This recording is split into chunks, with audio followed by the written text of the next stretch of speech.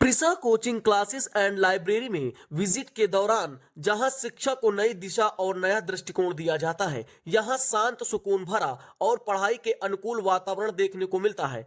चाहे बात पढ़ाई की हो या मार्गदर्शन की, फिर परीक्षा की तैयारी की, प्रिसा कोचिंग क्लासेस एंड लाइब्रेरी छात्रों को एक ही छत के नीचे सर्वश्रेष्ठ सुविधाएं प्रदान करता है। इसी समर्पण और गुणवत्ता के कारण यह संस्थान आज अभिभावकों और छात्रों की पहली पसंद बनता जा रहा है। तस्वीरों में आप देख रहे हैं कि संस्थान की ओर विजिट का एक नया अंदाज। अब आपको दिखाएंगे संस्थान के अंदर क्या होता है। नमस्कार, आप देख रहे हैं एस मीडिया न्यूज नेटवर्क और मैं हूं मृदुल मिश्रा। आज आपको बताएंगे शिक्षा से संबंधित संवाद पर चर्चा करेंगे और हमारे साथ बहुत से यहाँ पर विद्यार्थी भी मौजूद हैं और किसकी चर्चा करनी है, क्या बातचीत करनी है, वो आपको मैं बताऊंगा। मैं इस वक्त मौजूद हूँ प्रिसा coaching classes and library. Library क्या होता है, ग्रामीणांचल, आज ये लोग बताएंगे। इनकी कहानी, इन्हीं के जुबानी चीज़ों को हम आपको दिखाने की कोशिश करेंगे और जानेंगे आप कि लाइब्रेरी के अंदर क्या होता है, क्या क्या फैसिलिटीज़ होती हैं। इनके हम जो मैनेजमेंट है उनसे भी बातचीत करने की कोशिश करेंगे कि आखिरकार जो लाइब्रेरी है किस तरीके से संचालित की जाती है, बच्चों को क्या क्या सुविधाएं दी जाती हैं। अगर मैं बात करूं तो शहरी इलाकों में जो बच्चे लाइब्रेरी की फैसिलिटी ले रहे होंगे वो किस तरीके से वहाँ पर शहरों की फैसिलिटी होती है, और ग्रामीण अंचल में अगर लाइब्रेरी की बात करूँ तो प्रथम दृष्टया अगर मैं आपको बात करूं तो ये पहली बार ऐसा संभव हो पा रहा है जो कि डी कस्बे के अंदर जो कि लाइब्रेरी संचालित की जा रही है, और इसके जो मैनेजमेंट है मैं उनसे भी बातचीत करने की कोशिश करूंगा। आज मैं लाइब्रेरी में आया क्यों हूं, मैं भी आपको बताऊंगा लाइब्रेरी आने की जरूरत क्यों पड़ी, क्योंकि लाइब्रेरियां तो बहुत सारी हैं और पर ग्रामीण अंचल की लाइब्रेरी क्या है, किस तरीके की फैसिलिटी है, किस तरीके से बच्चे अध्ययन करते हैं। आज मैं इसी लाइब्रेरी में मौजूद हूँ जहाँ बच्चे देखिए पढ़ रहे हैं, किस तरीके से ऑनलाइन क्लासेस लेते हैं और क्या क्या सुविधाएं हैं, इन सभी चीजों पर मैं बातचीत आज करने वाला हूं। आपको बताऊं कि लाइब्रेरी में जिस तरीके से लोग उसको एक अगर उसके शब्दों में उसकी चर्चा अगर हम करें तो लाइब्रेरी का मतलब होता है पुस्तकालय। जहां पर पुस्तकालयों का एक ढेर होता है वहीं से लाइब्रेरी का आगाज होता है। पर यहां लाइब्रेरी किस तरीके से संचालित की जाती है, लाइब्रेरी में क्या क्या सुविधाएं और भी जो एक्स्ट्रा दी गई हैं वो भी मैं जानने की कोशिश करूंगा, क्योंकि ग्रामीण अंचल में जिस तरीके से लगातार लाइब्रेरी संचालित की जा रही है, किस तरीके से यहाँ बच्चे उसको पढ़ते हैं, किस तरीके से उनको किस चीज का सपोर्ट होता है, वो सब चीजों पर चर्चा करेंगे। जहां पर लोग इस तरीके की बात करते हैं कि 100% सफलता की गारंटी की बात करते हैं, अब तो कोचिंग व्यवसाय होता जा रहा है। कोचिंग संस्थान, स्कूल संस्थान, तमाम ऐसे जो संस्थान हैं वो पूरी तरीके से व्यवसाय होते जा रहे हैं। जहां पर लोग 100% जॉब की गारंटी भी देने लगे हैं, जहां पर लोग 100% सफलता की गारंटी भी दे रहे हैं, वहीं पर इस लाइब्रेरी में क्या कहा जाता है, लाइब्रेरी की क्या स्टैंडर्ड है, लाइब्रेरी में क्या क्या फैसिलिटीज हैं और सारी सुविधाओं की यहाँ बातचीत करेंगे, लोगों से जानेंगे। देखिए मैं कैमरा पर्सन से चाहूंगा कि तस्वीरें जरा दिखाएं कि किस तरीके से यहाँ पर लोग जो है पढ़ रहे हैं। लाइब्रेरी में देखिए ऑनलाइन क्लासेस ले रहे हैं और वाईफाई की बाकायदे सुविधा भी दी गई है, वो भी तस्वीर मैं दिखाऊंगा। कैमरा पर्सन चाहूंगा पीछे से दिखाएं तस्वीर, और यहाँ पर कुछ लोगों से बातचीत भी करने का प्रयास करेंगे कि किस तरीके से लाइब्रेरी की इनको सुविधाएं मिल रही है। क्या नाम है आपका? वंदना। वंदना नाम है। वंदना कहाँ से आ रही हैं आप?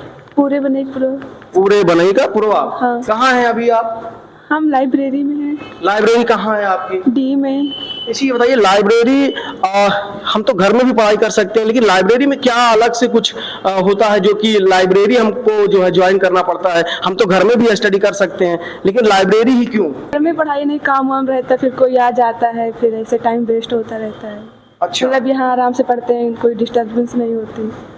अच्छा, जिस तरीके से कि मतलब कि वो एक स्टैंडर्ड होता है, स्टैंडर्ड के बिहाफ पर आप यहाँ पढ़ाई करने आती है, यही कहना चाहती है ना? हाँ। अच्छा, चलिए ठीक है, और भी बच्चों से बातचीत करने की कोशिश करेंगे कि और बच्चे क्या कहते हैं इस लाइब्रेरी को लेकर के, जो है क्या विजन है उनका, क्या कहना चाहेंगे, उनसे भी बातचीत करेंगे। क्या नाम है आपका? जी, भूमि। भूमि जी, क्या कहना चाहेंगी लाइब्रेरी के बारे में, जिस तरीके से पहली बार डी कस्बे में ये ग्रामीण अंचल है और यहाँ पर लाइब्रेरी स्थापित की गई है, और आप अपने मैनेजमेंट को क्या कहना चाहेंगे, यहाँ के लोगों को क्या कहना चाहेंगे, जो आपको देख रहे हैं उनको क्या कहना चाहेंगे? जी, काफ़ी अच्छी बात है कि मतलब एक गांव में ऐसे लाइब्रेरी खुली है, और जैसे घर पे पढ़ाई नहीं हो पाती है, बहुत सारे डिस्ट्रैक्शन होते हैं और बहुत सारे मतलब जैसे दोस्त आ गए तो फिर वो डिस्ट्रैक्ट हो जाते हैं। यहाँ पे आके आप आराम से पढ़ सकते हैं, अच्छा इंटरनेट मिल रहा है, है, फ्री वाईफाई मिल रहा है, काफ़ी कंफर्टेबल है, आप अकेले बैठ के पढ़ सकते हो। आप थोड़ा सा लाउडली बोलें भूमि। आप आसपास के लोगों को देखते हैं पढ़ते हुए, तो आपको एक मोटिवेशन मिलता है कि आप भी पढ़ें और आसपास के लोगों को भी प्रेरित करें कि पढ़ें वो भी। तो ऐसे माहौल भी काफ़ी अच्छा है यहाँ। अभी अभी आप क्या पढ़ रहे थे? जी, हम पॉलिटी पढ़ रहे हैं। क्या जी? पॉलिटी। पॉलिटी पढ़ रही थी।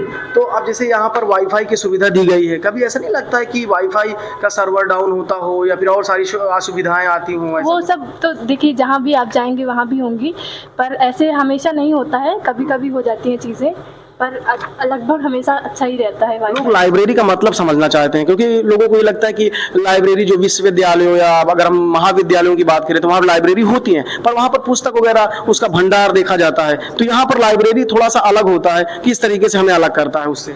मतलब वहाँ पे रहता है कि आप अपनी बुक्स लेके मतलब नहीं जाते हैं, बुक्स में पढ़ते हैं, वहाँ बुक्स बहुत सारी रहती हैं, तो आप पढ़ सकते हैं। यहाँ पे आप अपने हिसाब से जो आपको अच्छा लगता है, आप वो अपने ऑनलाइन क्लासेस ले सकते हैं, आराम से वैसे पढ़ सकते हैं। अच्छा अच्छा। तो अभी कहाँ से आ रही हैं आप अभी? हम टिकारी दांदू से। लोगों से क्या कहना चाहेंगे आप? जी, आप भी आइए, अपने बच्चों को मतलब मोटिवेशन यहाँ मिलता है। तो आप यहाँ के जो डायरेक्टर हैं वो भी बहुत अच्छे हैं, बहुत मतलब ऐसे करते हैं। क्या नाम है आपके डायरेक्टर का?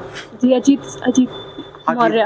100% जॉब मिलता है क्या? जी, लाइब्रेरी ज्वाइन करने के बाद तो मिलेगा, पर आपको अपनी मेहनत भी करनी होगी, आपको देखना होगा कि कैसे क्या। यहाँ पे जैसे वैकेंसीज के बारे में भी पता चलती हैं, तो आप अपने अकॉर्डिंग भी पढ़ सकते हैं। आपको मैं वो करने के लिए, डायरेक्ट करने के लिए भी वो है, तो ऐसी अच्छी है। तो ये भूमि थी, भूमि ने काफ़ी बातचीत किया मुझसे काफ़ी देर तक। और भी बच्चे लाइब्रेरी के अंदर मौजूद हैं, बॉयज़ भी हैं। आज अगर बातचीत करूँ, क्योंकि आज थोड़ा सा हमको लेट हो गया था आने में, क्योंकि बच्चे इससे पहले और जो है स्टैंड पे यहाँ पर मौजूद थे, पर बच्चे आधे से ज़्यादा यहाँ पर जा चुके हैं।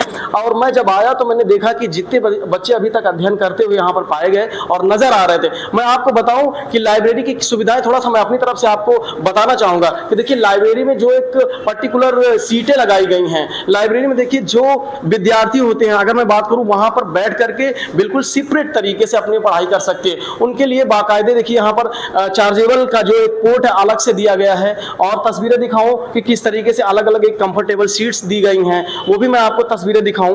और यहाँ पर लोग मौजूद हैं, मैं उनसे भी बातचीत करना चाहूँगा, क्योंकि बॉयज़ भी हैं और इस लाइब्रेरी में गर्ल्स बॉयज़ दोनों आते हैं। मैं उनसे भी जानना चाहूँगा। क्या नाम है बेटा आपका? देवेंद्र। देवेंद्र, क्या कहना चाहेंगे लाइब्रेरी के बारे में? लाइब्रेरी के बारे में हम यही कहना चाहेंगे कि यहाँ घर पर भी सुविधाएं मिलती हैं, लेकिन यहाँ पर जो इंटरनेट मिलता है, प्रॉपर इंटरनेट कनेक्टिविटी मिलती है। और यहाँ पर बहुत सारे बच्चे होते हैं, उनको देखकर हम प्रेरित होते हैं। जैसे घर पे भी हम पढ़ते रहते हैं तो डिस्ट्रैक्ट हो जाते हैं, लेकिन अगला बंदा यहाँ पढ़ रहा है तो उसको देखकर हम प्रॉपर स्टडी कंटिन्यू कर पाते हैं। और यहाँ पर एक कंफर्टेबल इन्वायरमेंट मिल पाता है, इन्वायरमेंट और हमारी सुविधा के अनुसार हमें चीज़ें मिल पाती हैं, तो हमारी जिससे स्टडी कंटिन्यू हो पाती है। अब बस हम यही कहना चाहेंगे। हाँ, ठीक है ठीक है। और कुछ कहना चाहते थे आप?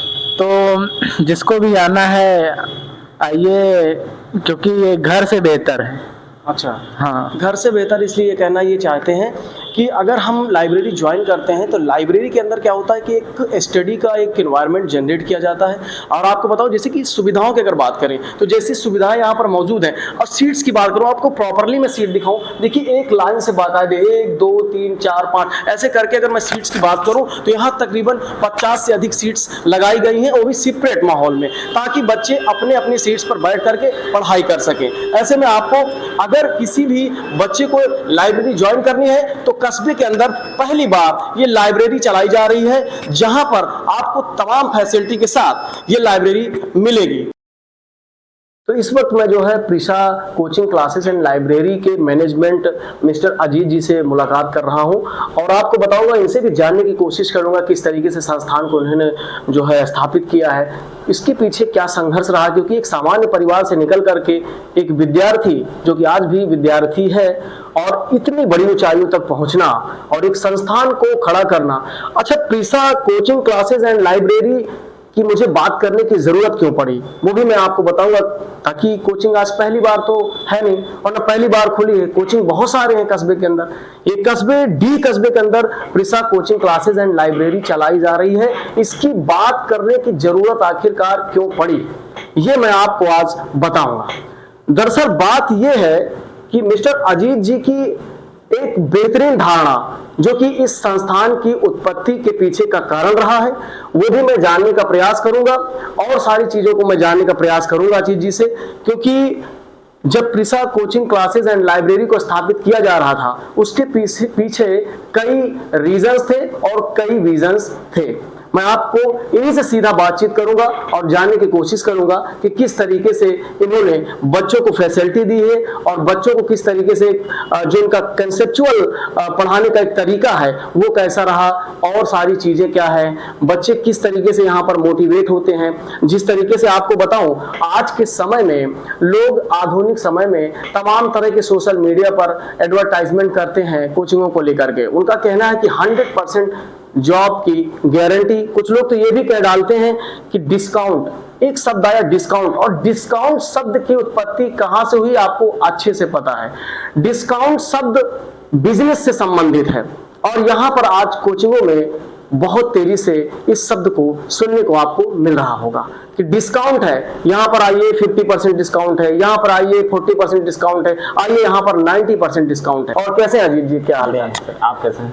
बढ़िया है, सब ठीक ठाक है। आज आपके संस्थान का विजिट था हमारा और हम जानने का प्रयास करें, क्योंकि पिछले कई वर्षों से मैं देख रहा हूँ कि रायबरेली जनपद के अंदर एक हमारा जो ब्लॉक है डी एक कस्बा है और यहाँ पर बहुत सारी कोचिंगें चलाई जा रही हैं। पर अगर वहां पे दो चीजों का एक साथ समागम देखने को मिला तो शायद मुझे प्रिसा क्लासेस एंड लाइब्रेरी में देखने को मिला, और इसके पीछे का मुझे कारण जानने की एक इच्छा हुई तो मैं आपके पास आया। और हमने अभी इससे पहले आपके तमाम ऐसे लाइब्रेरी के बच्चों से भी मुलाकात की, उन्होंने भी चीज़ों को बताया कि किस तरीके की यहाँ फैसिलिटी है और क्या क्या चीज़ें यहाँ पर सिखाई जाती हैं, वो सब चीज़ें बच्चों ने बताई। तो आप ये ज़रा बताइए मुझे कि आपके यहाँ क्लासेस और लाइब्रेरी ये दोनों एक साथ कैसे संभव हो पा रहा है? सर, संभव इसलिए हो पा रहा है क्योंकि इसके लिए एक लाइब्रेरी के लिए एक सेपरेट रूम तैयार किया गया है जो एक हॉल टाइप में है, तो लाइब्रेरी के लिए कोई डिस्टरबेंस ना हो इसलिए इसमें पूरा पैकिंग है। और जो कोचिंग है वो हमारा थोड़ा सा साइड से रास्ता निकला हुआ है, उधर जाके हम लोग मैनेज करते हैं उसको। और कोचिंग में जो है हमारे सर लोग जो कार्य करते हैं वो काफी सहयोगी हैं हमारे, मतलब ना तो हमारे यहाँ सैलरी बेस पे कार्य करते हैं, ना किसी प्रकार का हमारा उनका कोई ऐसा शब्दों को लेकर के ताकि वो नाराज हो जाएं। हमारे यहाँ जो मैनेजमेंट है, मतलब मैनेज कर रहे हैं इस चीज को, वो मिस्टर पंकज सर हैं और वो काफी मतलब इस प्रकार इसको समझा जाए कि काफी अच्छे हैं। उन्होंने हमसे कभी मतलब पैसों की डिमांड नहीं की और अच्छे से उसको स्वयं मतलब ये नहीं समझते कि ये हमारा स्वयं का है, वो ये समझते हैं कि हम ही इसके संचालक हैं। और हमने भी उनको मतलब ये कार्यभार उन पर सौंपा भी है कि हमारी अनुपस्थिति में या फिर उपस्थिति में आप ही इसको पूरा मैनेज करेंगे।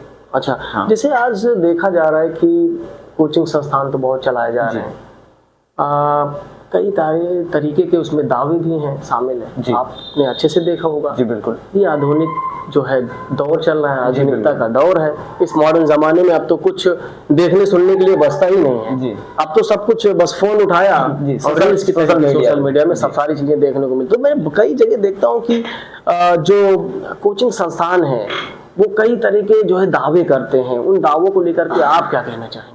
दावे क्या, आप जैसे कुछ कोचिंग संस्थान वगैरह कहते हैं कि हमारे यहाँ 100% सिलेक्शन है और वगैरह वगैरह की चीजें, हमारे यहाँ बच्चे वीक नहीं है, हमारे यहाँ बच्चे ऐसे हैं वैसे हैं।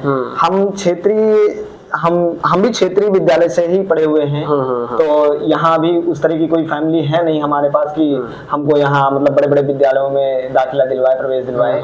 तो हम भी वहीं से पढ़े हुए हैं, तो हमको सारी स्थितियां पता हैं। लेकिन लोग अपना एडवर्टाइज करने के लिए कई कुछ भी छाप देते हैं, कुछ भी बोल देते हैं। लेकिन हम ये जानते हैं कि जैसे जहाँ पे वीक बच्चे हैं उनके लिए अतिरिक्त क्लासें चलती हैं, हमारे यहाँ भी चलाई जाती हैं और हम लोग भी उसको समय देते हैं, मैनेज करते हैं। और हमारे यहाँ मतलब अतिरिक्त क्लासें चलाने के बाद भी बच्चे जहाँ पर बोलते हैं ना कि कुछ कोचिंग संस्थान 100% सिलेक्शन देते हैं, तब भी नहीं दे पाते हैं।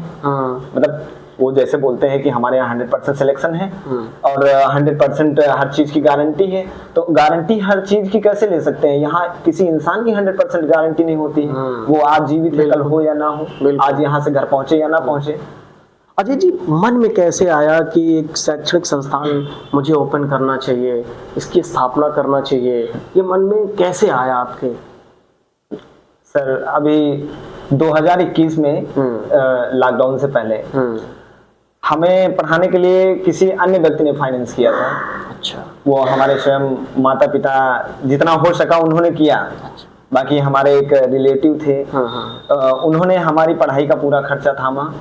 और वहाँ जब हम कोचिंग गए, कोचिंग करने के लिए, पहले हम डी फार्मा करने के लिए गए थे। अच्छा। और वो मतलब मध्य प्रदेश का इंदौर शहर था। अच्छा। तो जब हम वहाँ गए तो हमें मतलब डी फार्मा करना था, लेकिन जो हमारे रिलेटिव थे वो काफी दिनों से वहीं रह रहे थे और उनकी वहाँ खुद की मेडिकल एजेंसी थी।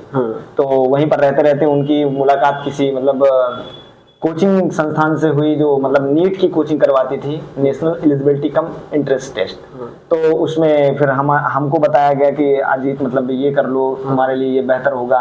मतलब डी फार्मा से सिर्फ मेडिकल संस्थान ही चलाया जा सकता है, लेकिन अगर MBBS कर लिया जाए, नीट क्वालिफाई कर लिया जाए, तो उसके लिए आप किसी भी हॉस्पिटल को ज्वाइन कर सकते हैं और काफ़ी सारी सुविधाएं भी हैं और फैसिलिटीज़ भी हैं। तो फिर हमारे मन में आया कि ठीक है, अगर 2 ही साल की बात है तो 1-1.5 साल देख लेते हैं उसमें। तो फिर देखा तो भाई हम लोग एकदम पुअर फैमिली से ही हैं, ही मिडिल क्लास फैमिली से, तो उतना एफर्ट नहीं कर पा रहे थे हम लोग इतना की। और हमको भी लगा कि हमारे जो रिलेटिव वो भी इतना कुछ करने के बाद भी हम उनको उस तरह का परिणाम नहीं दे पा रहे थे। तो हमको लगा कि अब ये सब छोड़ के मतलब 2 साल हम वहीं तक थे। अच्छा। 2 साल हमने पढ़ाई की वहीं। और कोचिंग में हमारे जो सर और मैम लोग भी थे, वो भी हमारे लिए मतलब बहुत कुछ करते थे हमारे लिए। जब हम दूसरे साल में प्रवेश लेने वाले थे, तीसरे साल में प्रवेश लेने वाले थे, तो वहाँ की फैकल्टी जो मतलब जो डायरेक्टर थी वहाँ की, उन्होंने हमसे ये भी कहा कि आप जाइए नहीं, हम आपकी इस वर्ष की फीस ही नहीं लेंगे। अच्छा। हाँ, मतलब जो भी फीस थी वहाँ की हम उसको अभी ओपन नहीं कर सकते हैं, लेकिन उन्होंने हमसे बोला था कि हम अजीत आपसे फीस ही नहीं लेंगे अगर पैसों की समस्या है तो। लेकिन फिर हमने सोचा कि शिक्षा का क्षेत्र है, यहाँ पे हमसे भी बहुत पुअर लोग हैं, अगर वो दे सकते हैं तो फिर हमें भी देना चाहिए। लेकिन फिर हमारे मन में ऐसा है कि हमारे पास सब नोट्स वगैरह सब बने ही हैं, तो हम क्यों ना उसको स्वयं से घर जाके ही पढ़ें। तो घर आके पढ़ने के लिए सोचे तो वहाँ संभव ही नहीं हो सका। कभी रिलेटिव आ जाए, कभी कौन आ जाए, कभी घर वाले कुछ काम बता देते हैं, ऐसा वैसा, तो घर पे पढ़ाई का माहौल उस तरह बन नहीं पाता। फिर हम धीरे धीरे करके एक विद्यालय ज्वाइन किए। हमने कहा कि चलो अपने लिए ना सही दूसरों को पढ़ाने के लिए पढ़ सकते हैं। फिर विद्यालय ज्वाइन किए, तो फिर 2 साल हम एक ही विद्यालय में कार्यरत थे। और वहां से भी हमें लगा कि मतलब कुछ बच्चों को पढ़ाकर ठीक है हम सम्मान पा सकते हैं, पैसे कमा सकते हैं, लेकिन जो हम स्वयं चाहते हैं, जो हमारे ड्रीम थे, सपने थे, हम उसको नहीं पा सकते। लेकिन फिर हमने सोचा कि चलो अच्छा कुछ ना करते हुए अभी बच्चों को जो कॉम्पिटिटिव एग्जाम के लिए तैयारी कर रहे हैं, वो ऑफलाइन कोचिंगों के लिए इधर उधर भटक रहे हैं, तो अब धीरे धीरे दौर चल गया है कि वो ऑनलाइन अपनी क्लासें ले लेते हैं, बैच खरीद लेते हैं, कहीं अनअकैडमी से, फिजिक्स बल्ला से, कहीं कौन सा जो भी होता है वो जिनको जिससे पढ़ना समझ में आता है वो ले लेते हैं। तो उसके बाद हमने सोचा कि चलो अब ये लोग जो ले ही लेते हैं तो हम क्यों ना एक लाइब्रेरी डाल दें, क्योंकि अभी हम भी उसी क्षेत्र से गुजरे हुए हैं कि हमें भी पढ़ने के लिए माहौल मिल ही नहीं पा रहा था। तो हमने सोचा कि चलो क्यों ना हम लोग भी वहीं बैठकर पढ़ें और स्वयं की एक संस्था भी हो जाएगी। धीरे धीरे जो भी बच्चे अगर अफोर्डेबल कर पाते तो ठीक है, नहीं कर पाते तो वो भी आके पढ़ें, जरूरी थोड़ी ना कि हर व्यक्ति पैसे ही दे। तो इसीलिए हमने सोचा कि ये लाइब्रेरी जो है शुरू कर दी जाए। आपके जीवन में ऐसा कोई पल है जो बहुत संघर्षमय रहा हो?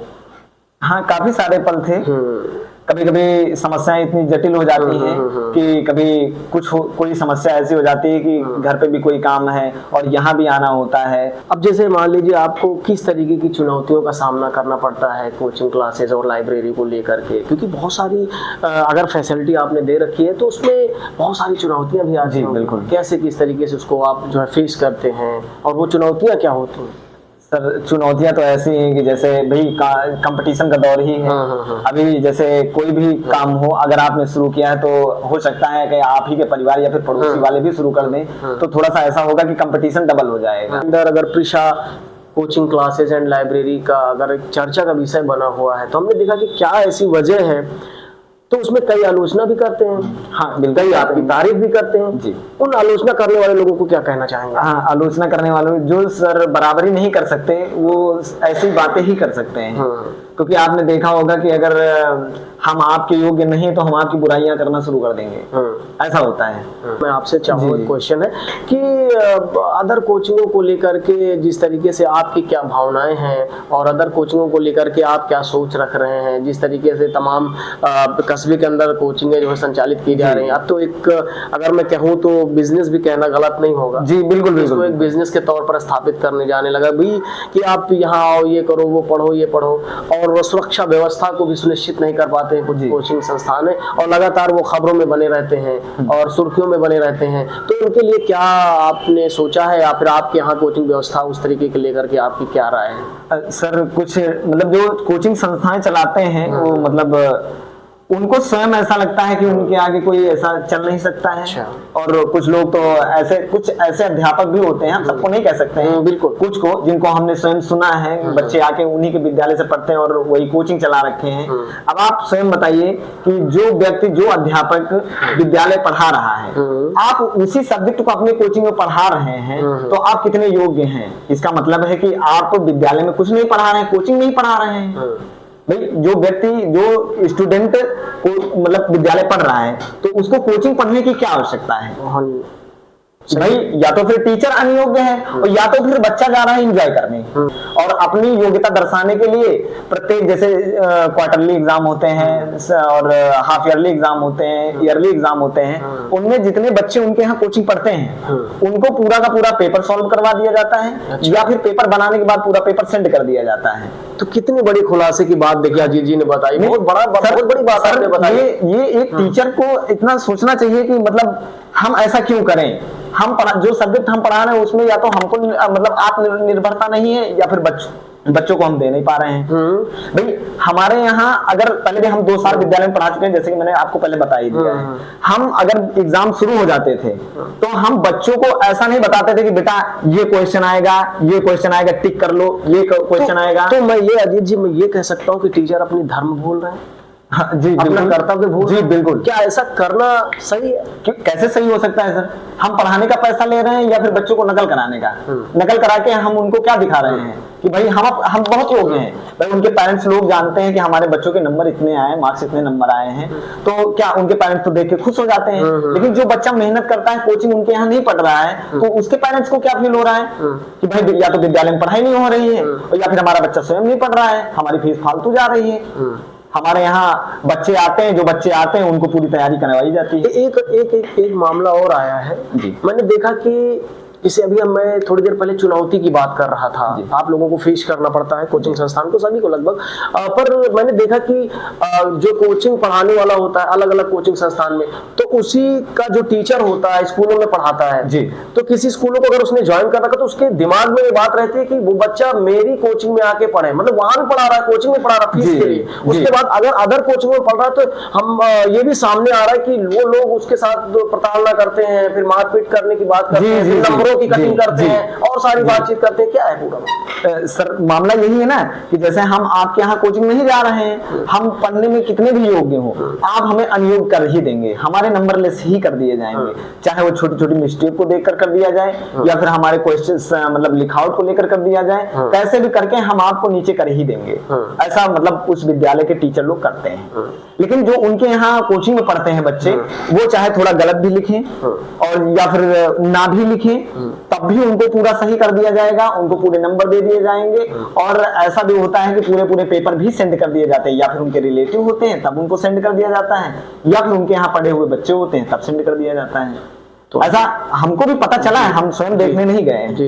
अजीत जी, एक जो एजुकेशन का एक लेवल होता है, तो आज के दौर में एजुकेशन लेवल अगर देखें तो लेस होता जा रहा है जी, बिल्कुल लेस होता है। आप लोगों का क्या राय है फिर, या क्या उसके लिए विकल्प है, क्या कर रहे हैं आप लोग, थोड़ा सा कुछ बताइए जी। हम कोशिश तो यही कर रहे हैं कि जिस क्षेत्र में हम रहें उस क्षेत्र में हमारे सिवा मतलब इस तरह का कार्य हम ही करें, क्योंकि हमें दूसरों पर अब भरोसा रह ही नहीं गया है। भरोसा इसलिए क्योंकि हम जहां तक मतलब हम शिक्षा ग्रहण किए हैं वहां तक हमने देखा है कि ठीक है चल रहा है काम, मतलब इतना नकल का तो नहीं चल रहा है, चीटिंग का तो नहीं चल रहा है। लेकिन अब इतना हो गया है कि लोग पैसा कमाने के लिए एक अध्यापक इतना कैसे गिर सकता है कि अपने द्वारा पढ़ाए गए बच्चों को यदि कुछ भी नहीं आ रहा है तब भी पूरे नंबर दे रहा है, और जो वो उनके यहाँ कोचिंग नहीं पढ़ रहा है बच्चा उसके नंबर ही लेस कर दिए जाते हैं, और बच्चों को प्रताड़ित किया जाता है कि हम तुम्हें प्रैक्टिकल में नंबर नहीं देंगे, ऐसा करेंगे वैसा करेंगे, तुम वहां कोचिंग मत जाओ, तुम ऐसा करो, वहां तुमको क्या पढ़ा दिया जाता है जो यहाँ नहीं पढ़ाया जाता है। मैं कह रहा हूँ कि जब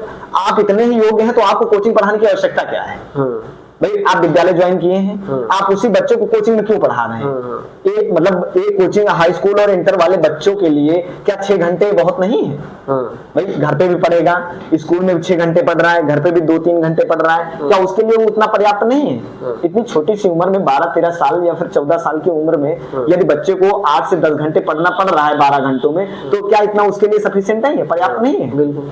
तो फिर उसके लिए ऐसी बातें क्यों बोली जा रही हैं कि नहीं आपको हमारे यहाँ ही पढ़ना है, ऐसा पढ़ो वैसा पढ़ो? अजीत जी, एक बहुत अगर माइनर इसको प्रॉब्लम भी कह सकते हैं और बहुत बड़ी प्रॉब्लम भी इसको कह सकते हैं जी। कि कहीं कहीं संस्थानों में ऐसा भी होता है कि फीस की रिकवरी पहले की जाती है। जी। फीस रिकवरी कर ली जाती है, उसमें फैसिलिटी भी दिखा दी जाती है, ये होंगे, ये स्टाफ हमारे पास मौजूद है। फिर सबसे नीचे अजीत जी, सबसे नीचे आप आएंगे तो उसमें नीचे लिखा रहता है note, fees will be not refunded in any case.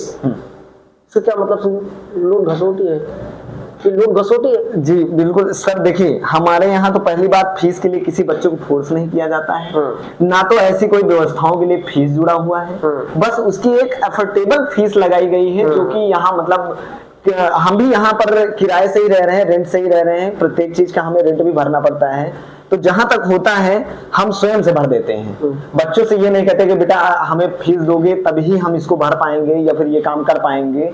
जब उनकी इच्छाएं होती हैं वो लाके अपना दे देते हैं, और फिलहाल हमें कहना नहीं पड़ता है, सब बच्चे स्वयं से ही लाके जमा कर देते हैं। और ये ऐसा सिस्टम नहीं है कि आप एंट्री किए तो फीस देना पड़ेगा, फॉर्म भरना पड़ेगा। आप पहले आकर 2 से 4 दिन, हफ्ते भर, आपको जितने दिन आपको यहाँ ऐसे पढ़ना है आप पढ़ सकते हैं। अजीत जी, एक प्लस पॉइंट हमने आपकी कोचिंग के बारे में सुना, आपके बारे में सुना है जी। आर्थिक रूप से कमजोर बच्चों के लिए आपने फैसिलिटी दे रखी है, और उनके लिए क्या फैसिलिटी है आपको थोड़ा सा बताइए। क्या जो उनके लिए है ना, आर्थिक बच्चे हैं वो हमको देख भी रहे हैं और वो जानना ये चाहते कि सर क्या हम भी आपके कोचिंग संस्थान में पढ़ सकते हैं? जी बिल्कुल। क्योंकि अगर मान लीजिए हमारे पास उतना अमाउंट नहीं है या उतना मैं पैसे अफोर्ड नहीं कर पा रहा हूँ, तो क्या मैं कोचिंग संस्थान में पढ़ने के लायक हूँ या एलिजिबल हूँ या नहीं?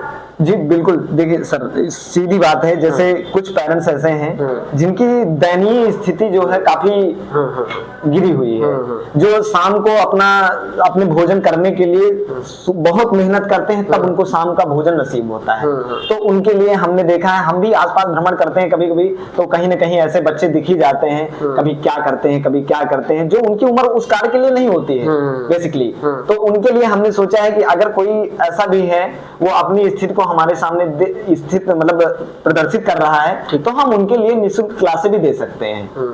और अभी तक हमारे कोचिंग में और लाइब्रेरी में कुछ लोग ऐसे भी पढ़ते हैं, ऐसा नहीं है कि मतलब सबके सब वही हैं। बताते हैं कि जिनके भाई पेरेंट्स नहीं हैं या फिर किसी कारणवश वो यहाँ फीस नहीं सबमिट कर सकते, उनके लिए बिल्कुल निःशुल्क व्यवस्थाएं हैं। और ना तो उनको ऐसा बोला जाता है कि बेटा आप नहीं फीस दे पा रहे हो तो आप जाओ, ऐसा वैसा कुछ नहीं बोला जाता है। जिनको पढ़ना है वो पढ़ रहे हैं। अजीत जी, जब 14-15 साल 16 साल का अजीत था जी, उस समय का, और आज अजीत इस रूप में बैठा हुआ है, एक कोचिंग संस्थान का डायरेक्टर बन गया है और मैनेजमेंट रूप से उसको देख रहा है, संचालित कर रहा है, कैसा फील कर रहा है? सर फील तो बहुत अच्छा हो रहा है, क्योंकि हमने देखा कि पैसों से ज्यादा बच्चे स्नेह बहुत करते हैं। कभी कभी ऐसी स्थितियां आती है हमारे सामने कि हम अपने आप को कहीं जाने से रोक ही नहीं पाते हैं। बच्चे अगर बुला लेते हैं कि सर आज हमारे घर आइएगा, छोटा सा प्रोग्राम है, बर्थडे हो, किसी को उनके यहाँ कोई भी फंक्शन हो, तो हमें जाना ही पड़ता है, हम मना ही नहीं कर पाते। बच्चे तो छोड़ो, उनके पेरेंट्स भी हमको फोर्स करते हैं कि आपको आना ही है सर। हम इसीलिए यहाँ पे कार्य कर रहे हैं। कि पैसे नहीं मिल रहे हैं, चलिए कोई बात नहीं, सम्मान कितना ज्यादा मिल रहा है। 50 लोग साथ में बैठे होते हैं और उनके सामने 2500 बच्चे आते हैं, पैर छूते हैं कि सर जी नमस्ते, सर जी नमस्ते। तो कितना अच्छा फील होता है कि हमसे कितने अधिक उम्र वाले लोग बैठे हुए हैं और हमारे चरण स्पर्श किए जा रहे हैं। इतना अच्छा महसूस होता है उस वक्त। तो ऐसा ही लगता है कि हाँ, मतलब कि हमें इस कार्य को कभी नहीं छोड़ना चाहिए और जितना अधिक हो सके उतना अधिक हमें शिक्षा को बढ़ाना चाहिए। इसलिए हम अभी तक ना तो किसी बिजनेस पर हाथ लगाए हैं, ना तो इसको बिजनेस बनाना चाहते हैं। कभी स्ट्रेस फील नहीं होता, कभी तनाव होता है ना सर इस चीज को लेकर, कोचिंग से हाँ बिल्कुल बच्चे बिल्कुल नहीं आए और सारी चीजें? नहीं, बच्चों को लेकर ऐसा नहीं होता है। कभी कभी समस्याएं ऐसी भी हो जाती हैं कि हमारे पास समय नहीं होता है। अब काम 8 to 8 हो गया है, टोटल 12 घंटों का लाइब्रेरी का काम ही ऐसा है। और जो बच्चे आते हैं उनकी जिम्मेदारी, रिस्पॉन्सिबिलिटी भी होती है, तो उसको लेकर जैसे हम कभी नहीं पहुंच पाते, क्योंकि हम वर्ष के 365 दिन हम यहाँ तो रह नहीं सकते। कभी हमें घर का काम भी कुछ ना कुछ देखना है, कभी कोई अन्य जगह भी जाना है, क्योंकि कुछ काम ऐसे पड़ते हैं जो लाइब्रेरी के ही काम से हमें बाहर जाना पड़ता है, कुछ सामान को लेकर, किसी कागज को लेकर। तो फिर हम यहाँ के टेंशन में आ जाते हैं, तो थोड़ा सा काम भी डिले हो जाता है। अच्छा, और कभी इनकम और एक्सपेंसेस को लेकर के? हाँ, इनकम तो आप भी अभी आप स्वयं ही देखे होंगे कि मतलब उस तरह का इनकम हमारे पास हो ही नहीं पाता है। और बच्चे जो भी देते हैं हम ले लेते हैं, बाकी हम स्वयं से ही उसको मैनेज करते हैं। और हमारे यहाँ की फैकल्टी जो टीम है टीचरों की पढ़ाने वाली, वो हमसे कभी ये नहीं कहती कि सर हमें इतना चाहिए इतना चाहिए। जो भी बचता है तो देते हैं और नहीं बचता तो देते भी नहीं है। और ना तो कोई टीचर हमसे ये कहता है कि सर हमें इतना मिलना चाहिए, सर हमें इस महीने इतना नहीं मिला है, इतना कट हो गया है, कोई नहीं कहता हमसे। अजय जी, बच्चों का फाउंडेशन यही उम्र होती है जहाँ से आपकी क्लासेस चल रही हैं, तो बच्चों का अगर फाउंडेशन नींव अगर मजबूत नहीं रहेगी तो बच्चा कैसे ग्रोथ करेगा, कैसे सरवाइव कर पाएगा, फिर यार उसका कैरियर कैसे ग्रोथ होगा? ये बड़ी मुश्किलें होती हैं। जी बिल्कुल, बहुत मुश्किल होता है, लेकिन लोग उसके साथ भी खिलवाड़ कर जाते हैं। हाँ, बच्चों के कैरियर के साथ, मतलब कोचिंग को एक एनवायरनमेंट नहीं दे पाते हैं। उस तरह से अगर देखा जाए तो आप किस तरीके से एनवायरनमेंट दे पा रहे हैं बच्चों के लिए? और जो अभिभावक आपको देख रहे हैं, जो पेरेंट्स आपको देख रहे हैं, वो जानना चाहते हैं कि क्या सर के यहाँ कौन कौन सी चीजें हैं जो हमारे बच्चों को एक अलग से माहौल दे पा रही हैं? देखिए सर, हमारे यहाँ तो प्रत्येक बच्चों के लिए मतलब कोई ऐसा भेदभाव है नहीं कि हम उस बच्चे को ये सब्जेक्ट पढ़ाएं तो उसको ना पढ़ाएं। हमारे यहाँ प्रत्येक बच्चे को A to Z जितने भी बच्चे हैं टोटल, उनके लिए यही व्यवस्थाएं हैं कि यदि आपको क्लास में जो चीजें समझ में नहीं आई हैं वो आप हमसे डायरेक्ट, हमसे या फिर जो सब्जेक्ट जो टीचर जो सब्जेक्ट पढ़ाता है आप उनसे डायरेक्ट मिल लीजिए। अगर उनके बताने पर भी हम नहीं बता पा रहा है तब हमसे आके मिलिए आप, हम स्वयं आपको बताएंगे।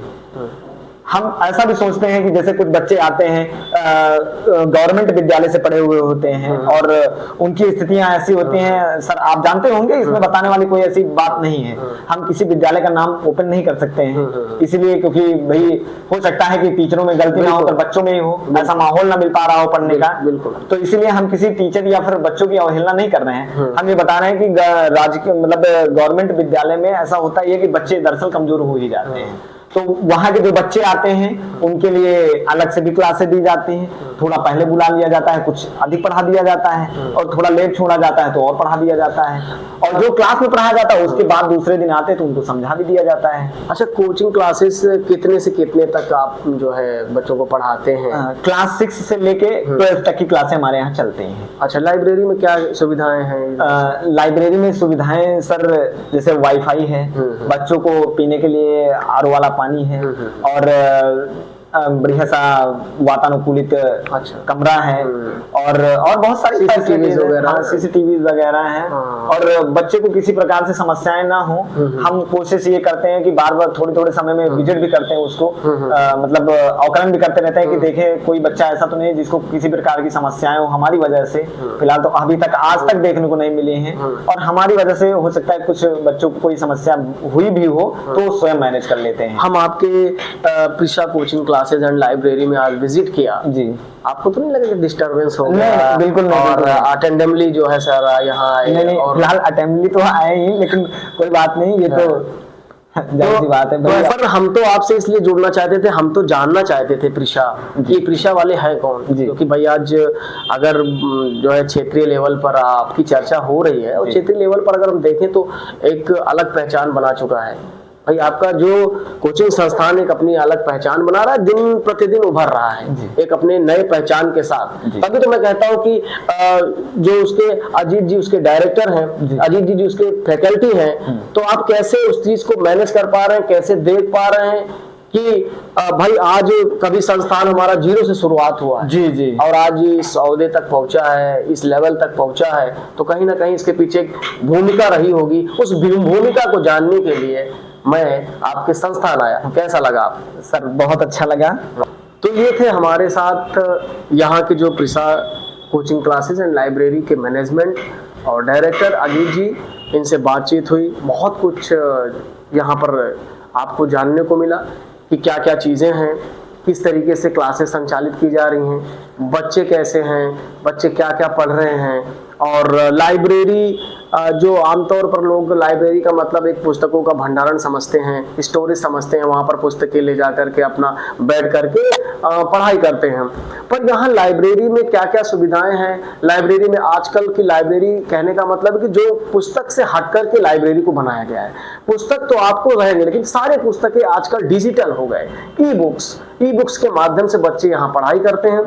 और आपको बताएं कि सोशल मीडिया में तमाम ऐसी जो इन्फॉर्मेटिव चीजें होती हैं उनको भी बच्चे यहाँ बैठ करके पढ़ते हैं। वो क्यों? क्योंकि यहाँ पर वाईफाई की सुविधाएं दे रखी है और वाईफाई सुविधाओं को कनेक्ट होने के बाद वो लोग अपना पढ़ाई करते हैं। ऑनलाइन क्लासेस भी बच्चों ने ले रखा है। जो बच्चे ऑनलाइन क्लासेस ले रखे हैं वो यहाँ पर बैठ करके अपना पढ़ाई करते हैं। अच्छा अच्छी जी, एक चीज मैं थोड़ा सा भूल रहा था जी। ये बताइए कि कोचिंग संस्थान जैसे कि ये आपका लाइब्रेरी है जी। तो लाइब्रेरी में हाफ टाइम फुल टाइम ये क्या होता है? बच्चे जैसे पढ़ाई करने के लिए आते हैं तो हाफ टाइम, कोई कहता है फुल टाइम, मैंने तो सुना है, क्या होता है? सर पढ़ने के लिए हाफ टाइम फुल टाइम कैसा? अगर आप पढ़ने आए हैं तो आप जितनी हमारी मंथली फीस है आप उसी में जितना चाहें आप अनलिमिटेड पढ़ सकते हैं। अच्छा, इसके लिए ये थोड़ी ना होना चाहिए कि आप ये तो मंथली हम डिसाइड ही कर दिए ना कि आपको महीने में इतना पे करना है। और एक व्यक्ति पढ़ ही कितना सकता है?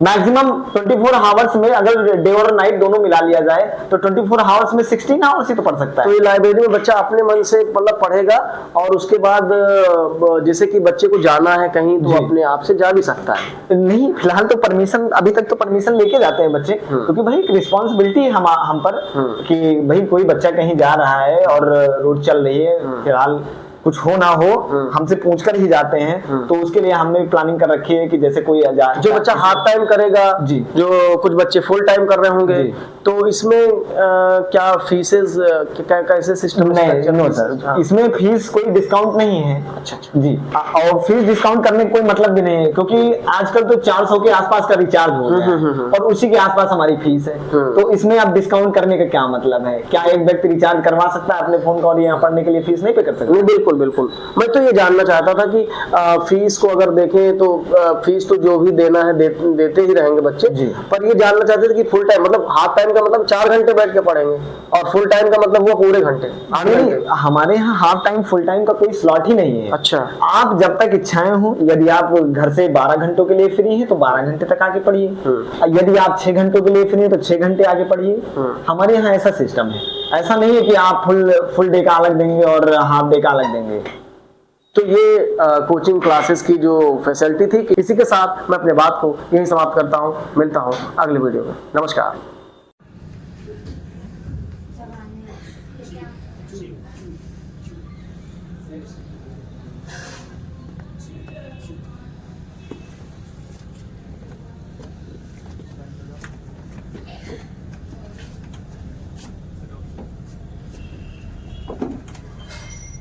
इस वक्त हम जो है प्रिसा कोचिंग क्लासेस में मौजूद हूँ। आपको बताऊं कि अभी इससे पहले मैं लाइब्रेरी में था और लाइब्रेरी के बाद मैं प्रिसा कोचिंग क्लासेस में मौजूद हूँ। देखिए किस तरीके से छोटे छोटे बच्चे यहाँ पर मौजूद हैं और जो कि 6 to 12 तक ये जो है क्लासेस चलती हैं और टीचर्स यहाँ पर कुछ पढ़ा रहे हैं। हालांकि थोड़ी सी डिस्टर्बिंग मैंने ज़रूर की होगी, टीचर को असुविधाएँ ज़रूर लगी होंगी, पर इनसे बातचीत करना बहुत ज़रूरी है, इसलिए मैं यहाँ पर आया हूँ। और देखिए हमारे साथ टीचर कुछ पढ़ा रहे हैं। हालांकि मैं टीचर को जो है डिस्टर्ब नहीं करूँगा अभी थोड़ी देर के लिए, पर बच्चों को जरूर बच्चों से बातचीत करूंगा। क्या नाम है आपका? अदिति सिंह। अदिति सिंह। अदिति सिंह, ये जो है क्लासेस में क्या पढ़ रही थी अभी आप? English grammar. English grammar. हाँ। कौन पढ़ा रहा है? पंकज सर। कैसा पढ़ाते हैं आप? अच्छे पढ़ाते हैं। अच्छा पढ़ाते हैं। ये कहाँ पर है आप? कहाँ पे आपकी क्लासेस चलती हैं? डी में। डी में। अच्छा, तो सर अभी इससे पहले आपको क्या बता रहे थे जब हम नहीं आए थे? टेंस के बारे में पढ़ा रहे थे। टेंस पढ़ा रहे थे। अच्छा, आप कहाँ से आती हैं? सीतापुर से। सीतापुर से। क्या नाम है? रूपानी। क्या? रूपानी। रूपानी। रूपानी जी, कैसा लगा यहाँ की क्लासेस आपको? बहुत अच्छा लगा। अच्छा लगा।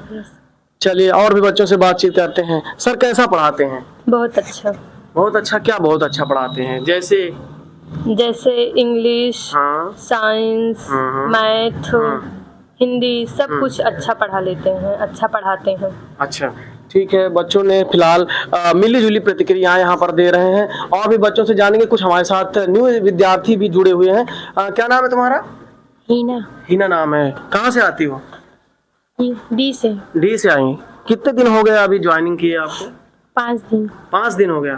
5 दिनों में क्या क्या सीखा? थोड़ा बहुत सीखने को मिला? थोड़ा बहुत सीखने को मिला। अच्छा ठीक है। और कैसा लग रहा है ये बताइए आप? अच्छा लग रहा है। अच्छा, क्या पढ़ रही थी अभी? English grammar. इंग्लिश ग्रामर पढ़ रहे थे। ठीक है। एक देखो छोटा सा नन्हा बच्चा बैठा। क्या नाम है बेटा? इधर आओ, कैमरे की तरफ आओ। क्या नाम है आपका?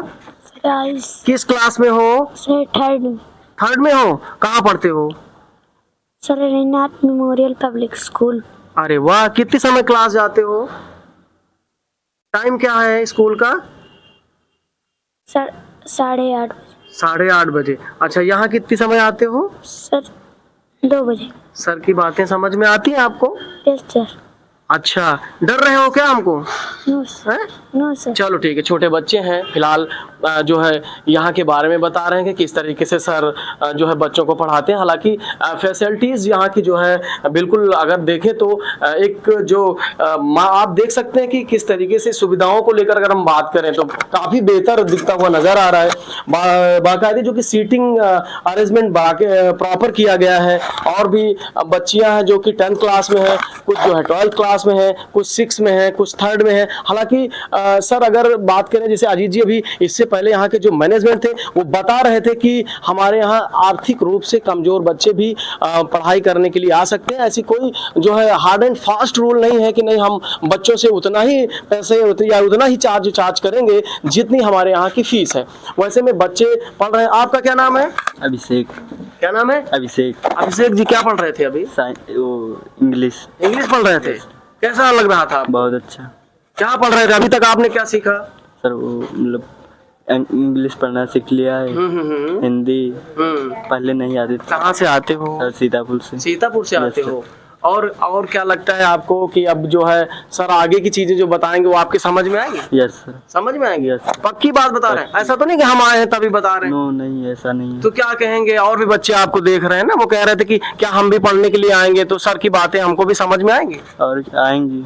पक्की बात? पक्की। अरे वाह, कितनी दूर से आते हो? सर यहाँ सीतापुर से। किससे आते हो? साइकिल से। साइकिल से आते हो? Yes sir. अच्छा, तो साइकिल कहाँ खड़ी करते हो? सर वो वहाँ पर पार्किंग जोन में? Yes sir. ये एड्रेस है रामजी भवन, गलथरेश्वर धाम, हॉस्पिटल रोड, डी रायबरेली। तो डी में जिस तरीके से ये कोचिंग संचालित की जा रही है, अगर कोचिंग की बात करें तो कोचिंग तो बहुत सारे हैं कस्बे में, पर कोचिंग में एक अलग से क्या दिखती है, अलग से क्या विशेषताएं हैं, इसको लेकर के यहाँ की जो मेन फैकल्टी है मिस्टर पंकज जी, मैं उनसे भी बातचीत अभी करूंगा थोड़ी देर में और जानने का प्रयास करूंगा कि आखिरकार सर किस तरीके से यहाँ पर बच्चों को पाठ्यक्रम पढ़ाते हैं, यहाँ का सिलेबस क्या होता है, किस तरीके से बच्चों को ट्रेन करते हैं। और वीकली जो अगर बात करें वीकली टेस्ट की बात अगर करें तो किस तरीके से पढ़ाते हैं। बच्चे अगर मान लीजिए कमजोर हैं तो उन बच्चों के लिए अदर क्लासेस या फिर एक्स्ट्रा क्लासेस की क्या फैसिलिटी है, ये सब मुद्दों पर बातचीत करेंगे। इसी के साथ हमारे वीडियो में आगे बने रहें। हम जो है यहाँ की जो हेड फैकल्टी है उनसे बातचीत करेंगे और जानेंगे कि यहाँ के जो सिलेबस है और यहाँ पर बच्चों को किस तरीके से ट्रेन किया जाता है, अदर कोचिंग क्लासेस से कैसे ये भिन्न है, अलग है, उससे संबंधित मैं बातचीत करूंगा। हमारे साथ मौजूद है, क्षेत्रीय स्तर पर एक अलग पहचान बनाया है।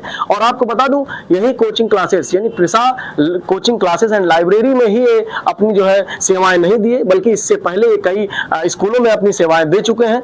और ये एक अच्छी व्यक्तित्व इन्होंने जो है क्षेत्रीय लेवल पर बनाया है। आइए इनसे बातचीत करेंगे, आखिरकार किस तरीके से बच्चों को यहाँ पर ट्रेन करते हैं, किस तरीके से पढ़ाते हैं और बच्चों को किस तरीके से समझ में आती हैं चीजें। क्योंकि जो आज की सोशल आधुनिक जमाने में और सोशल मीडिया के जमाने में आप सोचिए कि बच्चों को क्या चीजों की जरूरत है और किन चीजों की जरूरत नहीं है, क्योंकि बच्चे ज्यादातर अधिकतर बच्चे मोबाइल में व्यस्त रहते हैं। उस चुनौती को किस तरीके से ये सर देखते हैं उसके बारे में भी चर्चा करेंगे और बहुत सारे मुद्दे हैं उन पर भी हम चर्चा करेंगे। सता में सर आपका धन्यवाद।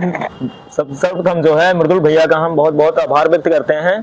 जी, मेरा नाम पंकज कुमार है और मैं ये प्रिसा कोचिंग एंड क्लासेस जो है लाइब्रेरी, इसमें एक शिक्षक के तौर पे कार्य कर रहा हूँ। इससे पहले और भी अन्य संस्थाओं में हमने जो है अपनी सेवाएं दी हैं। तो ये एक ऐसा चीज़ है कि मतलब जिसमें इसको अगर हम बिजनेस के तौर पे ना लेके एक ये देखें कि मतलब जो हमारा समाज है एक ग्रामीण क्षेत्र से ये जो है मतलब संबंधित है। तो यहाँ पे जो बच्चे हैं इन लोगों को पढ़ने से लेके बहुत सारी समस्याओं का सामना करना पड़ता है। एक अच्छा एनवायरनमेंट ना मिलना, एक अच्छे टीचर ना मिलना और सिलेबस भी जो है काफी मतलब लेंदी हो तो उसको फिर एक अच्छे प्रकार से एक्सप्लेन ना कर पाने वाला चीजें जो है। तो इस तरीके से देखा जाए तो बहुत सारी जो है ग्रामीण क्षेत्रों में चुनौतियां हैं। तो इसी को देखते हुए यहाँ पे मतलब प्रिसा कोचिंग क्लासेस जो है स्टार्ट की गई है, जो बच्चों को एकेडमिक की पूरी जो है मतलब कोचिंग की व्यवस्थाएं प्रदान करती है। तो इसमें बच्चे हैं अपना 6 से लेकर 12 तक की क्लासेस दी जाती हैं। तो वो उनके सिलेबस के अकॉर्डिंग जो है उसको बहुत ही मतलब अच्छी तरीके से, बहुत ही एकदम सरल तरीके से उसको एक्सप्लेन करके बोर्ड पे डायग्राम के तौर पे और जो है जितना भी हो सकता है उस तरीके से एक बार, 2 बार, कई बार बता के उन लोगों को बहुत सारे ग्रामीण क्षेत्र के एग्जाम्पल रखने पड़ते हैं। कभी कभी बच्चों को तो हंसी भी आ जाती है इसलिए, लेकिन मेन मोटो ये होता है कि बच्चों को वो चीजें समझ में आनी चाहिए। जैसे देखा जा रहा है कि स्कूलों में बच्चे वहां भी पढ़ते हैं, फिर कोचिंग संस्थानों में प्रेशर होता है। कोचिंग संस्थान इस तरीके की बात करते हैं कि 100% रिजल्ट दूंगा, 100% रिजल्ट दूंगा। जी। तो 100% रिजल्ट दूंगा तो इसका क्या मतलब बन जाता है कि जब 100% रिजल्ट आप देंगे तो इसका मतलब क्या? ये देखिए, ये कहना जहां तक है हमारे हिसाब से हमें लगता है, जो हमारे अनुभव कहते हैं कि अगर कोई कोचिंग संस्थान है या फिर कोई विद्यालय है, अगर वो ऐसा कह रहा है कि जो है हम 100% रिजल्ट देंगे, तो पहली बात ये है कि अगर उस विद्यालय या उस कोचिंग में अगर 10 से 20 बच्चे पढ़ रहे हैं या 100 बच्चे पढ़ रहे हैं, 150 बच्चे पढ़ रहे हैं, तो फिर 100% सबके आने चाहिए। तो हमने देखा है कि जो विद्यालय होते हैं कोचिंग के होते हैं, पढ़ते तो उसमें 70 बच्चे, 100 बच्चे, 150 बच्चे हैं और उसके बाद में जब रिजल्ट आता है तो वही 5-6 का लगता है, उसमें बाकी कहाँ चले जाते हैं। कोई भी कोचिंग संस्थान हो, कोई भी जो है विद्यालय हो, कभी ये जो है अपने ऊपर ब्लेम नहीं करता है कि वो उस विद्यालय में से 35% भी किसी के आते हैं, उस विद्यालय में कोई बच्चा फेल भी होता है, लेकिन उसका ना कोई एडवर्टाइजमेंट करता है, ना उसको कोई बताता है, ना उसका कोई जिम्मेदारी लेते हैं, उस चीज की कोई जिम्मेदारी लेता है कि हमारे यहाँ इतने बच्चे फेल हुए, हम और मेहनत करेंगे और बेहतर करेंगे। बस वो अपना अच्छा दिखाने का प्रयास करते हैं। तो इस प्रकार से ये चीजें एक कोचिंग और एक जो है मतलब विद्यालय के लिए ये सारी चीजें नहीं करनी चाहिए। हाँ, ये है कि आप 100% जो आप कह रहे हैं कि मैं एकदम गारंटी के तौर पे ले रहा हूं कि आप सिलेक्शन दे सकते हैं, ऐसा न करके आप ये कर सकते हैं, आप उसमें ये ऐड कर दीजिए कि अगर बच्चा जो है वो मेहनत कर रहा है तो हम उसके साथ मेहनत करके 100% गारंटी दिलाने का प्रयास करेंगे, ना कि दिलवा देंगे। दिलवाने का मतलब कि डिग्री आप इशू कर रहे हैं, इसका मतलब तो ये हुआ कि बस बच्चा है आपके यहाँ एडमिशन ले ले और उसके बाद में आपने उसको डिग्री अलॉट कर दी, 100% आपने मार्क्स दे दिए। और फिर भी वैसे भी इतना तो बोल देते हैं लोग, एडवर्टाइजमेंट कर देते हैं, लेकिन होता ऐसा कुछ नहीं है। और ये ग्रामीण क्षेत्र है, यहाँ पे कोई इतना जागरूक नहीं होता, कोई बहस नहीं करता है। और अगर हमारे समाज से अगर हमारे जो पेरेंट्स हैं वो अगर जो है पढ़े लिखे जागरूक होंगे तो जो 100% वाली कहानी चल रही है इसके ऊपर ब्लेम भी हो सकता है और विद्यालय हो चाहे इंस्टीट्यूट हो, वो लोग जो है कानून के दायरे में आ सकते हैं। तो इस तरीके जो है मतलब कि एडवर्टाइजमेंट नहीं करना चाहिए। देखिए, आप फैकल्टी हेड हैं जी, तो आप सोचिए आपके का एक बहुत बड़ा दायित्व है जी जी, कि अगर किसी टीचर को हायर करना हो जी, तो आप किस तरीके से उसकी हायरिंग करेंगे, क्या उसकी क्वालिफिकेशंस होनी चाहिए जी, इसको ध्यान में रखते हुए करते हैं, या फिर लगता है कि नहीं हमें हायर क्वालिफिकेशंस की जरूरत नहीं है, बस पढ़ाना आना चाहिए? जी हाँ, हम इस पे भी बात करेंगे। फैकल्टी मैनेजमेंट के तौर पे हम जो है जो अपने यहाँ कोचिंग इंस्टीट्यूट में टीचर को लाते हैं पढ़ाने के लिए, तो पहली बात ये होती है कि टीचर जो है वो एक मतलब कि अगर शिक्षक की बात करें तो वो एक जो है गरिमा के तौर पे देखा जाने वाला एक पद होता है। तो सभी शिक्षकों का तो सम्मान किया जाता है, लेकिन जब हायरिंग करते हैं तो एक चीज ये देखना पड़ता है, बहुत जरूरी भी होता है कि डिग्री जो है, डिग्री देखा जाए तो डिग्री एक सेकेंडरी तौर पे हम लेते हैं। डिग्री को हम सेकेंडरी तौर पे इसलिए लेते हैं क्योंकि आपसे अभी बताया जाए, आपकी भी जानकारी में ये चीज होगी कि आज देखते हैं आप जो है जो डिग्री कॉलेज चल रहे हैं, 12 तक बच्चे पढ़ते हैं, उसके बाद डिग्री कॉलेज में जब एडमिशन लेने की बारी आती है तो प्राइवेट विद्यालय जाते हैं जहाँ पे विद्यालय कभी जाते भी नहीं है, और वहाँ पे नकल से बेहतरीन तौर से 70% 80% वो अचीव कर लेते हैं, डिग्री बन गई। उसके बाद इसी तरह बीएड कर लेते हैं, इसी तरह एमएड कर लेते हैं, एमएससी कर लेते हैं, सारी चीजें करके वो डिग्री बना लेते हैं। तो डिग्री तौर पे देखना, अगर हम हायरिंग कर रहे हैं डिग्री के बेसिस पे केवल, तो ये गलत बात है। तो हम डिग्री देखते हैं लेकिन उतना ज्यादा उसके लिए मायने नहीं होता है, मतलब हमारे लिए मायने नहीं रखता है। लेकिन ये है कि हाँ, टीचर के अंदर 2-3 क्वालिटियां जो है वो होनी चाहिए। जैसे कि एक चीज है, टीचर है, डिग्री मतलब उसके पास नहीं है, तब भी हम उसको हायर कर लेते हैं। बस उसके अंदर ये होना चाहिए कि वो जिस क्लास में पढ़ा रहा है, वो जो सब्जेक्ट पढ़ाता है वो बेहतर पढ़ाए, उसको अच्छे से समझाए, नई नई टेक्निक के साथ बच्चों को बताए, बच्चों के समझ में आना चाहिए, बच्चे जो है 100% जो है उसमें अपना करने का प्रयास करें। तो इस तौर पे रखते हैं। और दूसरी बात ये होता है कि आजकल समाज में, जैसे कि अभी हम अपनी ही बात कर दें तो हमारी भी ज्यादा एज नहीं है, तो उस हिसाब से देखा जाए तो आजकल समाज में ये हो रहा है कि जितने भी अध्यापक हैं, वो अध्यापक अगर अध्यापक के व्यवसाय में वो आए हैं, इस पद पे आए हैं, तो हमारा कहने का मतलब ये है कि उसके अंदर जो है एक कैरेक्टर नाम की चीज होनी चाहिए, जो बहुत इंपॉर्टेंट है। क्योंकि अगर इस एज के टीचर हैं और बच्चों के भी बीच ज्यादा मतलब आयु का अंतराल होता नहीं है, तो ये चीज होनी चाहिए कि क्योंकि टीचर के अंदर अगर कैरेक्टर सही नहीं है तो फिर उसी चीज को बच्चे जो है क्या करते हैं, अनुकरण करते हैं। बच्चे भी अनुकरण करते हैं। जब बच्चे अनुकरण करते हैं तो जब अगर आप गलत करेंगे, यदि आप समाज में जो है अगर गुटखा खाएंगे, पान खाएंगे, चोरी करेंगे, डकैती करेंगे, तो आपकी जाहिर सी बात है आपके स्टूडेंट, आपके बच्चे भी उस चीज को करने के लिए प्रयासरत रहेंगे, और फिर आप जवाब नहीं दे पाएंगे उनको, क्योंकि वो आपका ही जो है मतलब आपको ही अहम भूमिका में ठहरा देंगे कि आप करते हैं तो आप क्यों जो है इस चीजों पे रोक लगाते हैं। तो उसके अंदर ये भी होना चाहिए। और बाकी चीजें हैं बस। पंकज जी, महत्वपूर्ण सवाल है, क्योंकि ये सोशल मीडिया का दौर है, छोटे छोटे बच्चे डिप्रेस्ड हो रहे हैं जी, तनाव, उनको बहुत ज्यादा एक हाई लेवल पर तनाव हो रहा है जी। एक तनाव मुक्त माहौल बनाने के लिए प्रिसा कोचिंग क्लासेस एंड लाइब्रेरी क्या कर रही है, या फिर आप क्या कर रहे हैं, क्योंकि आप तो फैकल्टी हेड हैं, आप ही सब कुछ देखते हैं, आपके ऊपर इतना बड़ा दायित्व है। तो इस तनाव मुक्त माहौल को बनाने के लिए आपने क्या सोचा है या फिर क्या कर रहे हैं इसके लिए? क्योंकि बच्चे जिस तरीके से आज मैं देख रहा हूँ कि इतने डिप्रेस्ड हो जाते हैं, उस लेवल तक पहुंच जाते हैं कि कुछ भी कर लेने के लिए तैयार हैं जी। देखिए, इसके लिए अगर हम कह सकते हैं तो इसमें जो है मतलब 3 लोगों की अहम भूमिका है कि जो बच्चे आजकल डिप्रेस्ड हो रहे हैं, तो इसको बचाने के लिए, इन सबसे चीजों से बचाने के लिए हमको और बच्चे के पेरेंट्स को, यानी माता पिता को और बच्चे को और साथ में टीचर को, इन तीनों लोगों को जो है जिम्मेदारियां लेनी पड़ेंगी। और जैसे बच्चे कुछ कमजोर हैं जी जी पढ़ाई में, उनके लिए क्या व्यवस्थाएं हैं, क्या कर? जो बच्चे कमजोर हैं उनके लिए ये है कि वो जो है अपने होमवर्क को या क्लास वर्क को, जो भी उनका सिलेबस रिवीजन है, ठीक, वो मतलब सिलेबस है, उसको जो है लगातार रिवीजन करें। और जो चीजें ना समझ में आए वो अपने अध्यापक से आके एक बार नहीं कई बार पूछ सकते हैं।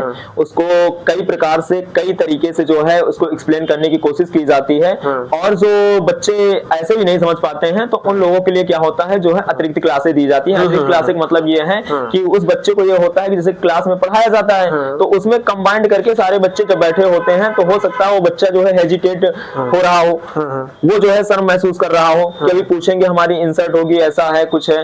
तो इसलिए उन बच्चों के लिए ये होता है कि वो जो है मतलब बाद में भी क्लासें के खत्म होने के बाद में जो है पूछ सकते हैं। तो इसलिए उनको मतलब कि एक्स्ट्रा क्लासेस के तौर पे बुलाया जाता है। अच्छा, तो एक मामला और आया है कि प्रेशराइज करने का मामला, कि जैसे कोई टीचर है जो किसी विद्यालय में पढ़ा रहा है जी जी, तो वहां पर बच्चों को प्रेशराइज करता है, प्रेशर डालता है कि आप यहाँ से पढ़ने के बाद हमारी कोचिंग ज्वाइन कीजिए, फिर ये कीजिए, फिर वो कीजिए, नहीं तो हम आपको ये करेंगे, दंडित करेंगे और सारी चीजें। तो इसको कैसे, किस तरीके से एक लेवल होता है जो बच्चों को डिप्रेशन की तरफ भी ले जाता है? तो इनके लिए क्या कहना चाहेंगे आप? आपने चर्चा की तो हमने कह ही दिया है, बाकी ये बात 100% सत्य है। इस प्रकार प्रेसाइज तो किया जाता है बच्चों को। चलिए किया हूँ, आपको पता भी नहीं था कि मैं आ रहा हूँ आपकी जी। कोचिंग में, तो मैंने देखा कि आप बिना रुके बिना थके और एक बुलंद आवाज, मतलब कि उस आवाज से आप पढ़ा रहे थे। जब आपने हमको देखा तो एक सडनली आप जो है थोड़ी देर के लिए रुके। जी, हम इस वक्त जो है बच्चों की जो क्लास चल रही थी उसमें हम जो है बच्चों को इंग्लिश ग्रामर में टेंस पढ़ा रहे थे। तो टेंस इसलिए पढ़ाना जरूरी हो जाता है क्योंकि टेंस से ही जो है इंग्लिश का एकदम बेस होता है। क्योंकि अगर टेंस हम मान के चलते हैं, अगर बच्चे को टेंस आ गया तो वो ट्रांसलेट करना सीख जाता है। तो उसके जो प्रोज पोएट्री सप्लीमेंट्री के जो चैप्टर होते हैं उसमें लॉन्ग आंसर टाइप क्वेश्चन आते हैं। तो बच्चे को क्या होता है कि उस चीज को रटने में उसको समस्याएं होती हैं, तो उसको हम हिंदी में जनरली क्वेश्चन आंसर लिखा देते हैं, बच्चा कहानी के तौर पे मेंटेन कर लेता है और फिर उसके बाद में क्या होता है कि उसको इजीली वो ट्रांसलेट कर देता है इंग्लिश में। तो इस प्रकार से इंग्लिश बच्चों को पढ़ा रहे थे और भी चीजें उसमें पार्ट ऑफ स्पीच के अंतर्गत हमने बच्चों को पढ़ा दी हैं। तो ऐसे दोनों युवा शक्तियों से जुड़ते हुए मैं आगे बढ़ रहा हूँ वीडियो में, आपको और भी दिखाऊंगा, क्योंकि ये यहाँ पर जो मैनेजमेंट फैकल्टी वो भी मौजूद है और यहाँ के डायरेक्टर अजीत जी और पंकज जी दोनों लोग साथ में मौजूद हैं। मैं इनकी कोचिंग में अभी तक वार्तालाप कर रहा था, बहुत सारी चर्चाएं हुई, क्या क्या फैसिलिटीज़ थी और क्या क्या बच्चे पढ़ रहे हैं, क्या क्या सर्विसेज हैं इनके यहाँ चलाई जा रही, वो सारी चीज़ों का मैंने विजिट किया।